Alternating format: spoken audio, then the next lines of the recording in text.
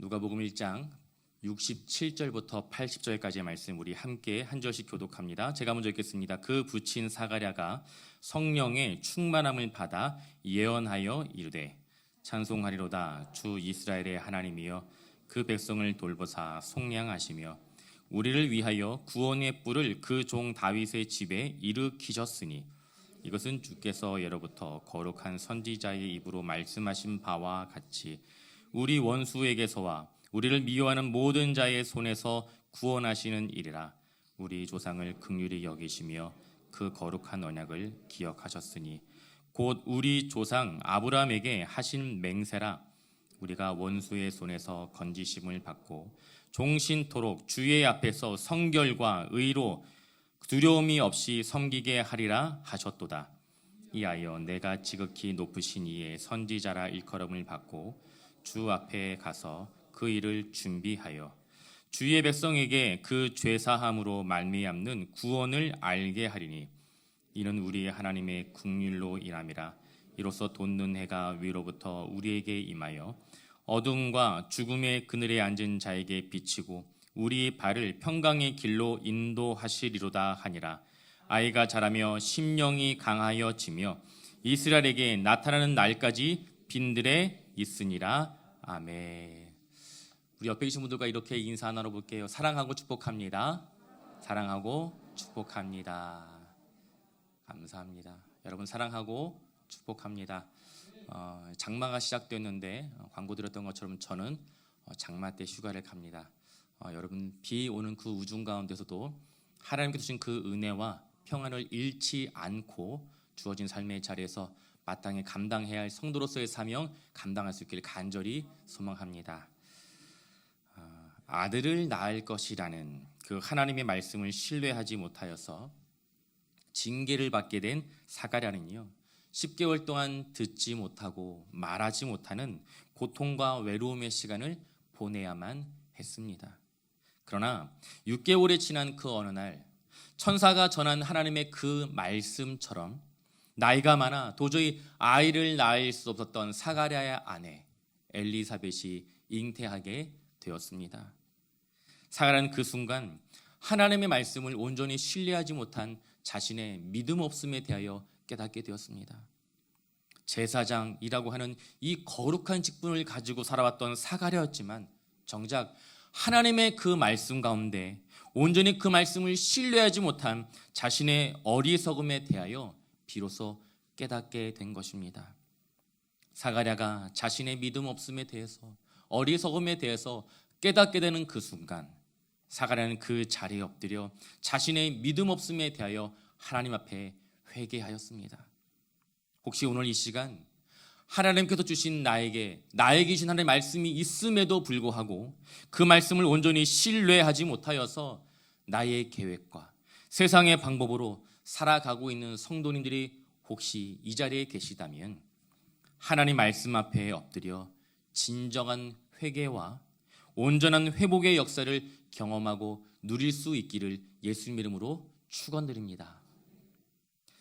사가랴는 듣지 못하고 말하지 못하는 그 10개월의 시간 동안 그 누구와도 대화할 수 없는 깊은 외로움의 시간을 보내야 했습니다. 그러나 사가랴에게 주어진 이 하나님의 징계는요 심판이 아닌 축복의 시간이었습니다. 왜 그렇습니까?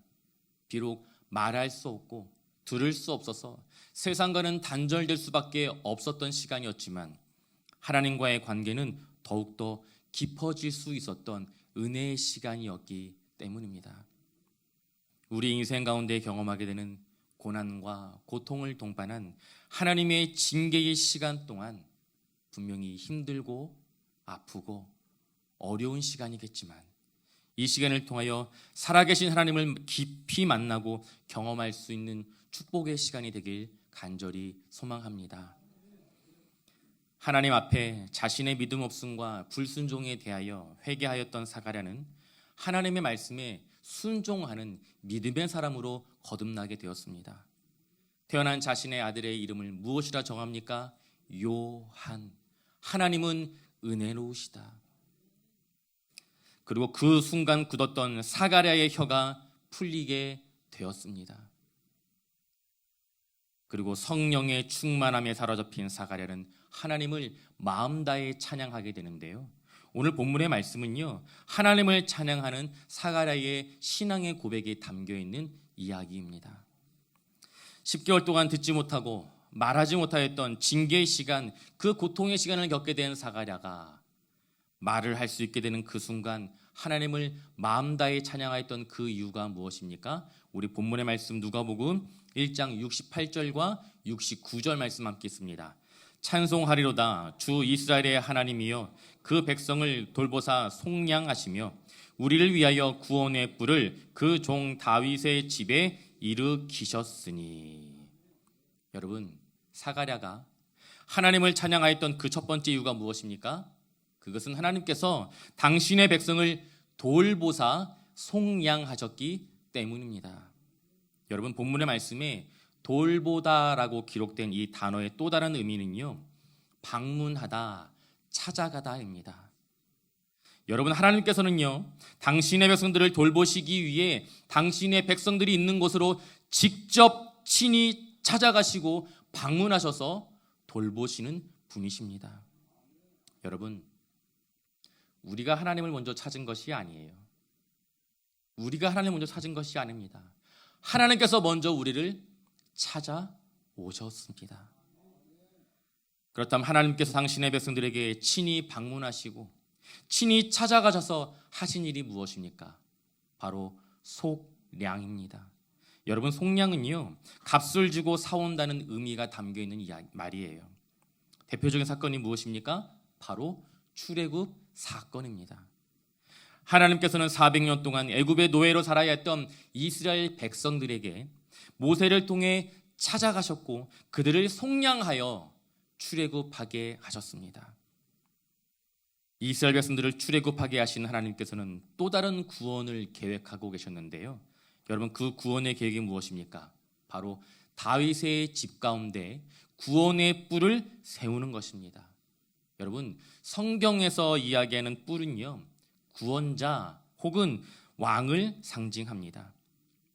따라서 다윗의 집에 구원의 뿔을 일으키셨다는 이 말씀은요, 하나님께서 능력 있는 구원자를 다윗의 집에 세워주셨다는 이야기입니다. 그리고 그분을 통해 구원하신다는 의미가 담겨 있는 거예요.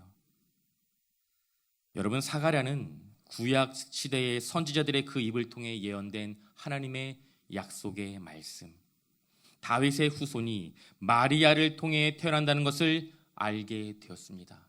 그리고 이 사실로 인하여 하나님 앞에 마음 다하여 찬양하였던 것입니다.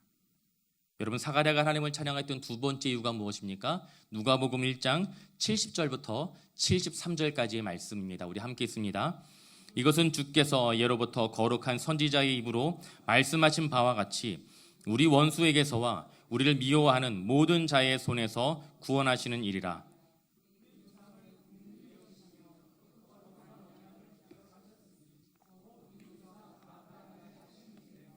아멘.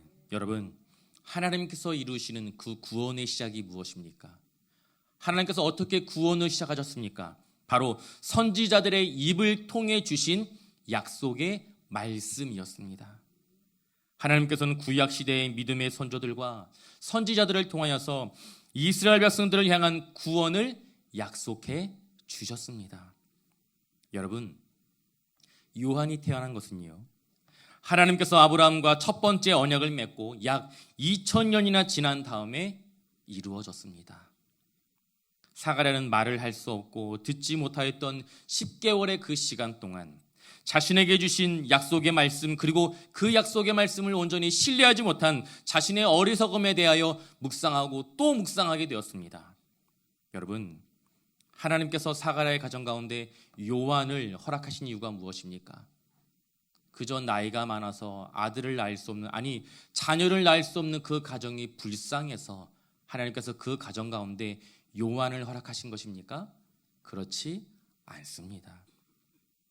그것은 하나님께서 수천 년 동안 이스라엘 백성들에게 주신 약속의 말씀, 다윗의 가문 가운데 구원의 뿔을 주시겠다는 이 약속의 말씀을 이루시기 위한 구원의 시작이었습니다. 여러분, 요한은요, 예수 그리스도의 오심, 그리고 예수 그리스도의 사역을 위해 준비된 자, 예비된 자입니다.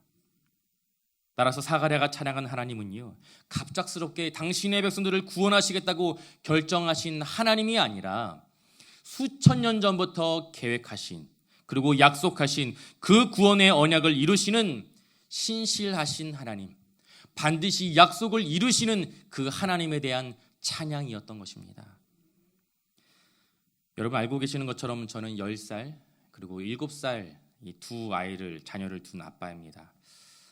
그 나이의 자녀들을 둔 아빠는요, 지금까지 살아오면서 해왔던 그 수많은 약속과는 감히 비교할 수 없는 더 많은 약속을 하며 살아가게 됩니다. 뭐 이런 거예요. 아빠 오늘 몇 시에 집에 올 거야? 오늘 일찍 집에 들어와야 돼. 집에 들어오면 나랑 놀아줘야 돼. 집에 들어올 때 뭐 이거 사갖고 와야 돼. 아빠 우리 빨간 날에 어디 놀러 갈까? 지난번에 어디 갔으니까 이번엔 여기 가게 해줘야 돼.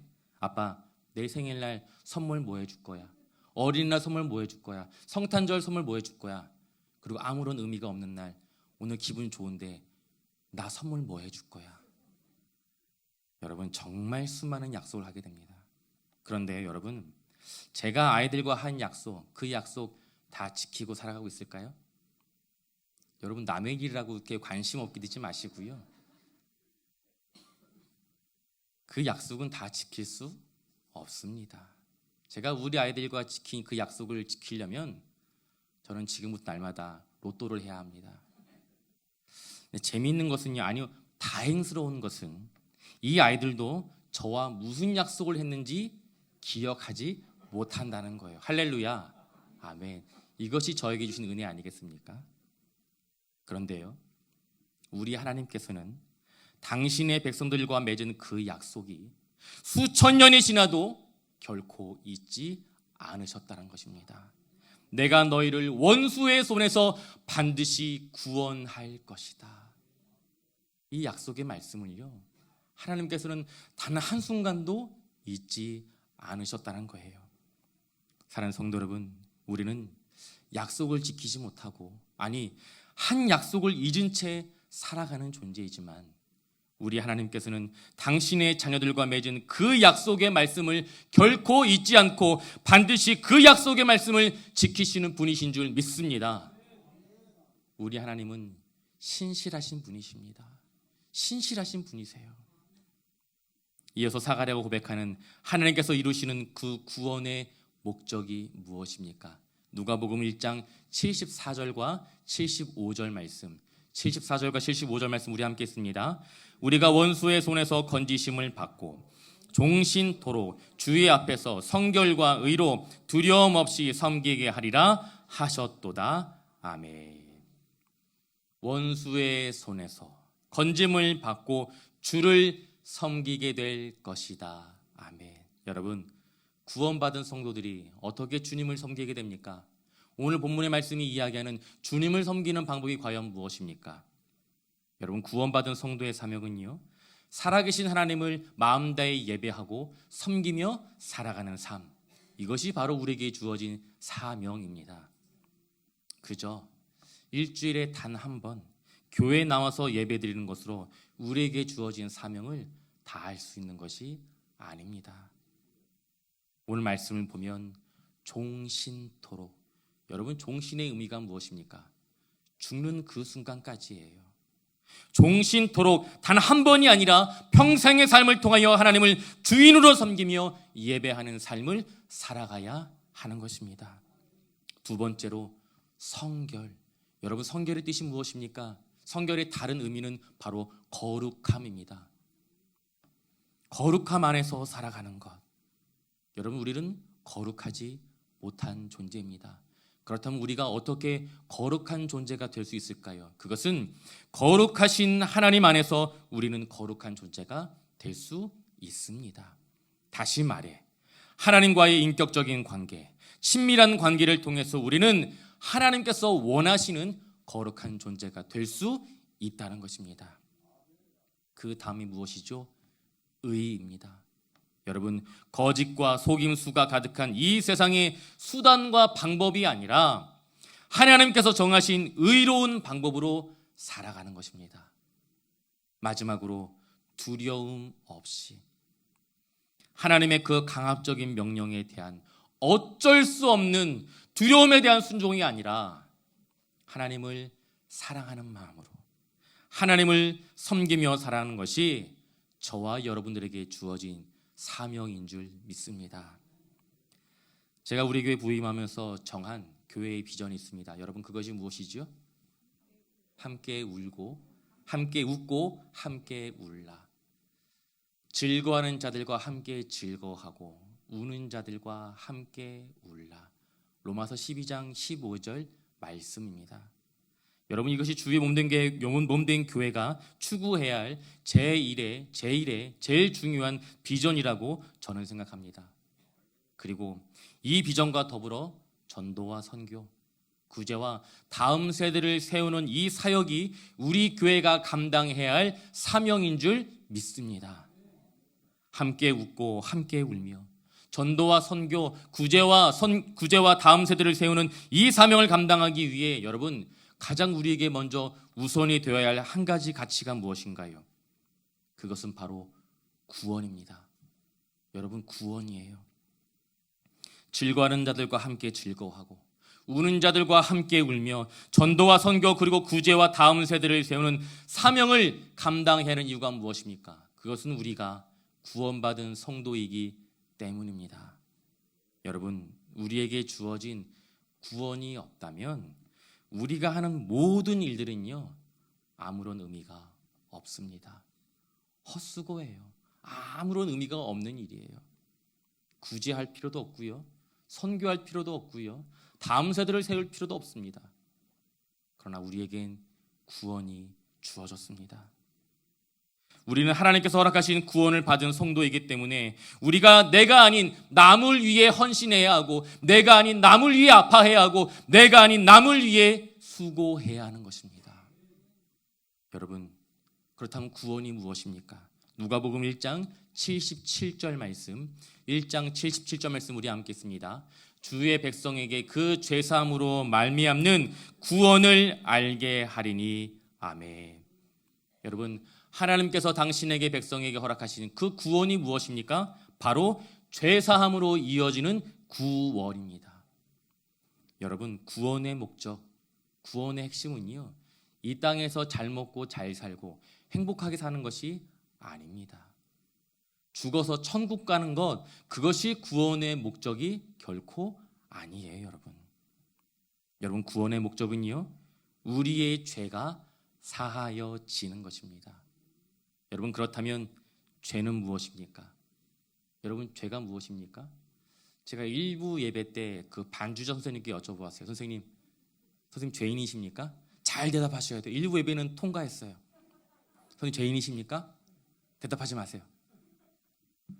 여러분, 하나님께서는요, 아담과 하와에게 에덴 동산에서 모든 것을 누리며 살아갈 수 있는 축복을 허락해 주셨습니다. 그러나 단 한 가지만큼은 결코 손대어서는 안 되는 것이 주어졌어요. 그것이 무엇이지요? 선악을 알게 하는 나무의 열매입니다. 어떤 일이 있어도 결코 이 선악을 알게 하는 나무의 열매는 손대어서는 안 된다고 말씀하셨어요. 이것을 먹는 날에는 정녕 내가 죽을 것이다. 하나님께서 분명히 말씀하셨습니다. 그런데 결과는 무엇입니까? 아담과 하와가 하나님의 말씀을, 그 명령을 어기고 선악과를 먹고 말았습니다. 우리 권사님이었다면 안 먹었을 텐데, 그렇죠? 아담과 하와는 먹었어요. 여러분, 이것이 죄의 시작입니다. 여러분, 여기서 말하는 죄는 과연 무엇입니까?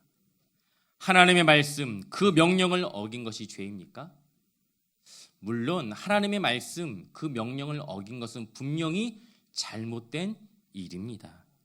그런데 여러분, 한번 생각해 보세요. 하나님께서 먹지 말라고 한 그 나무의 열매 먹었다고 에덴 동산에서 쫓아내시며 너희가 죄인이라고 말씀하시는 그 하나님이 우리가 생각하는 사랑이 많으신 하나님, 우리의 아버지 하나님이신 것입니까? 그렇습니까? 우리가 생각하는 그 아버지의 모습입니까? 여러분, 부모라면 이러한 이유로 자녀를 쫓아낼 수 없습니다. 제가 저희 가정의 얘기를 잠시 좀 드릴게요. 2019년도 저희 둘째 아이가 2살 때 일이었어요. 하루는 갑자기 이 아이가 토를 했는데 그 토하는 그 토사물에 피가 조금 섞여 나왔어요. 사진을 찍었고 다니던 소아과에 가서 사진을 이렇게 보여드리면서 선생님께 여쭤보았어요. 선생님께 놀라시면서 당장 대학병원에 가야 한다고 소견서를 써주시더라고요. 그렇게 이 아이가 갑작스럽게 연대 세브란스 병원에 입원하게 되었습니다. 검사를 해보니까 한쪽 폐에 70% 그리고 다른 한쪽 폐에 30%의 피가 고여 있었습니다. 이로 인해서 이 아이가 제대로 숨도 쉴 수 없었던 상황이었어요. 저희들은 잘 몰랐어요. 그저 감기인 줄 알았어요. 아니면 심하면 폐렴이겠다 싶었습니다. 왜 피가 폐에 고여 있는지 그 이유를 찾기 위해 여러분 정말 안 해본 검사가 없습니다. 안 해본 검사가 없었어요. 이 2살밖에 안 되는 그 아이의 가슴 옆구리를 절개하고 폐 조직을 뜯어내서 그 검사까지 하는 검사까지 다 하였어요. 정말 안 해본 검사가 없었습니다. 혹시 부모에게 받은 유전자에게 문제가 있는 것은 아닐까? 유전자 검사까지도 하였어요. 그런데 모든 검사를 마치고 찾아내는 이유는요, 바로 우유였습니다. 여러분 이해가 되십니까? 여러분 이 아이는요, 우유를 마시면 폐에 이상 반응이 나타나 출혈을 하게 되는 희귀병을 앓고 있었던 거예요. 그때부터였습니다. 이 아이는 어떠한 일이 있어도 우유를 마시면 안 되었습니다. 우유뿐만 아니라 우유가 포함된 그 어떠한 제품도 먹어서는 안 되었습니다. 여러분 나중에 한번 찾아보세요. 여러분 먹고 있는 그 과자, 초코파이에 우유가 포함되어 있는지 안 되는지. 웬만한 과자에는 다 우유가 포함되어 있어요. 그때부터였어요. 교회 비상에 걸렸어요. 영유아부의 비상에 걸렸습니다. 이 아이가 우유를 마시면 큰일 나는데, 우유가 들어있는 과자를 먹으면 큰일 나는데, 절대로 전 목사님의 그 막내딸 서아한테는 절대로 사탕과 과자를 주어서는 안 된다는 것이 명령이 영유아부에 이제 하달이 되었어요. 선생님들이 긴장하는 거예요. 계속 이 아이만 쳐다보고 있는 거예요.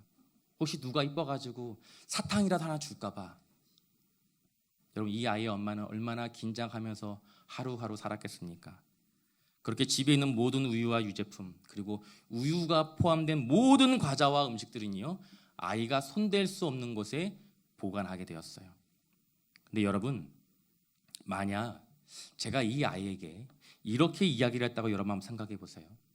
서아야, 어떤 일이 있어도 너는 우유를 마시면 안 돼. 우유가 들어간 음식도 먹어서는 안 돼. 그 음식을 먹는 날엔 너는 당장 죽게 되는 거야. 아빠가 간절히 부탁하는 거니까 이 말을 꼭 지켜야 하고, 이 말을 지키지 않으면 나는 너를 쫓아낼 거야. 그런데 어느 날 이 아이가 식탁 위에 둔 우유를 마시고 말았습니다. 여러분 정말 마신 것이 아니라 마셨다고 생각을 해보는 거예요. 여러분 너무 긴장하시는 표정으로 지켜보고 계셔가지고, 여러분 이 아이가 우유를 마셨다면 부모인 저는 어떻게 해야 하는 것이 옳은 행동입니까? 이 아이를 당장 데리고 병원 응급실로 달려가야 합니다. 그래야 이 아이를 살릴 수가 있어요. 이렇게 행동하는 것이 당연한 부모의 모습입니다. 그런데 제가 아이를 향해, 우유를 마신 그 아이를 향해 화를 내고 꾸짖으며 내가 우유 마시지 말라고 그렇게 이야기를 했는데, 아빠인 내 이야기를 듣지 않았으니 너는 이제 내 자식이 아니다. 집에서 나가라. 죽든지 말든지 네 알아서 하라. 이렇게 이야기한다면 여러분 제가 부모는 맞습니까? 부모가 맞습니까? 이렇게 이야기한다면 이게 정상적인 부모가 할 소리입니까? 여러분 정말 우유가 이 아이에게 위험한 존재였다면 이 우유를 아이가 손이 닿지 않는 곳에 보관하는 것이 정상적인 부모의 행동입니다. 여러분 마찬가지예요. 하나님께서 아담과 하와에게 선악을 알게 하는 나무 열매는 결코 손대어서는 안 된다고 말씀하셨습니다. 이 열매를 먹으면 죽는다라고 분명히 말씀하셨어요. 그렇다면 이 나무가 정말 위험한 존재라면 이 나무를 아담과 하와가 보이지 않는 곳에, 은밀한 곳에 두어야 하는 것이 맞는 이야기입니다. 이마저도 아니면 천사를 통하여서 그곳에 경비병을 세우고 아담과 하와가 이 선악을 알게 하는 나무의 근처에는 얼씬하지 못하도록 경비병을 세우는 것이 옳은 일이에요. 여러분, 아담과 하와는요, 단지 선악과를 먹었다는 이유로 에덴 동산에서 쫓겨난 것이 아니었습니다. 우리 창세기 3장 5절 말씀인데요, 창세기 3장 5절 말씀 우리 함께 읽습니다. 너희가 그것을 먹는 날에는 너희 눈이 밝아져 하나님과 같이 되어 선악을 알 줄 하나님이 아심이니라. 아멘. 여러분, 아담과 하와가 선악과를 먹은 결정적인 이유가 무엇입니까? 그것은 바로 하나님과 같이 돼요.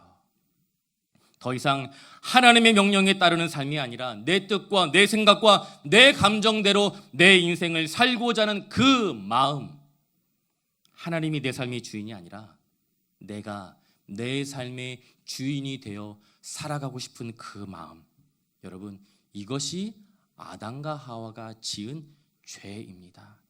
이 죄로 인하여서 하나님과의 관계가 깨어지게 되었고 에덴 동산에서 쫓겨나게 된 거예요. 여러분, 그리고 이 죄는 오늘날 우리의 삶 가운데 여전히 존재하고 있습니다.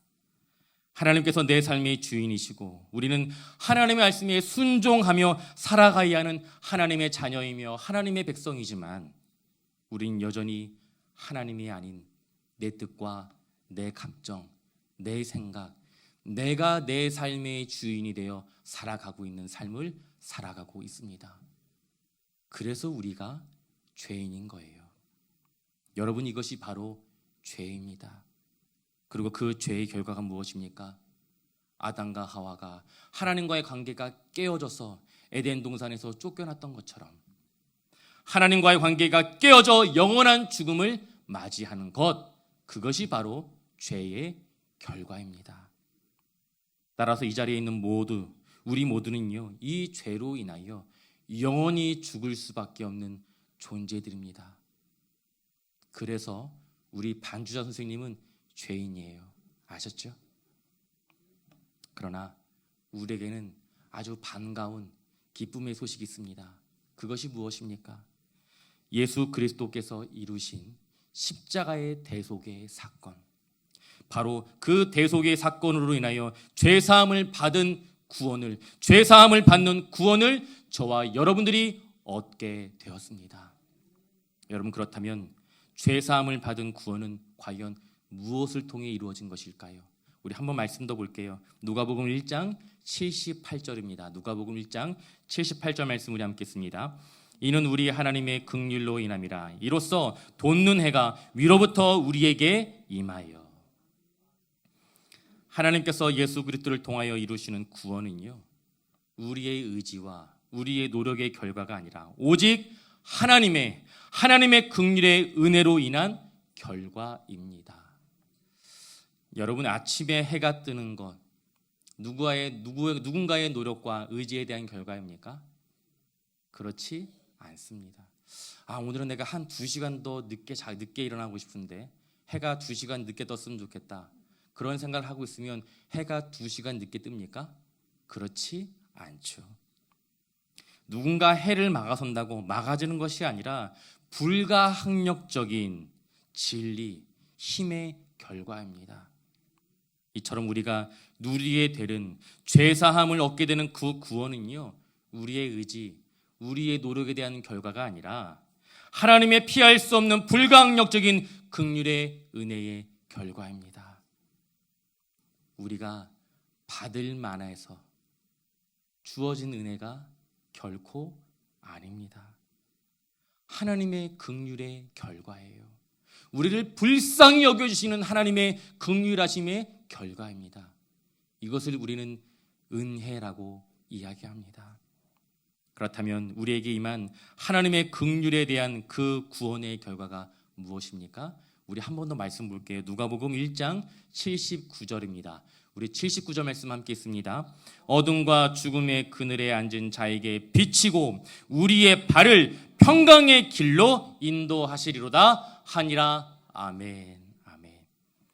피할 수 없는 불강력적인 하나님의 긍휼의 은혜로 인한 그 결과, 우리에게 주어진 죄사함을 얻게 되는 구원의 그 은혜로 인하여 성도가 누릴 수 있는 것이 무엇입니까? 바로 샬롬, 평안입니다. 평안이에요. 사랑하는 성도 여러분, 평안하십니까? 평안하십니까? 제가 보니까 진정으로 평안하신 분들은 한 몇 분 안 계시는 것 같아요. 얼굴을 보니까 내일 당장 출근해야 되는데, 내일 우리 아침은 뭐 해 먹어야 되지?